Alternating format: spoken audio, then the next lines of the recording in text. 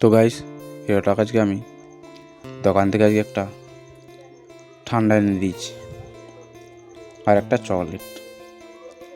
তো সেটা আমি ওর কাছ থেকে চাইছি যে আমাকে অল্প দে। তো দেখো, যখনই চেয়েছি ওর কাছে তখনই আমার থেকে 10 হাত দূরে চলে গেছে, বলছে তোমাকে একদম দেবো না। তো দেখো কেমন লুকিয়ে লুকিয়ে দাঁড়িয়ে দাঁড়িয়ে খাচ্ছে, বলছে তুমি খেলে শেষ হয়ে যাবে আর আমি খেলে শেষ হবে না। আমি বলছি ঠিক আছে তাহলে তুই খা। তো দেখো আমাকে দেখে ও কিন্তু লুকিয়ে যাচ্ছে, বলছে শেষ হয়ে গেছে আর নেই, তুমি বেকার আসছো আমার কাছে।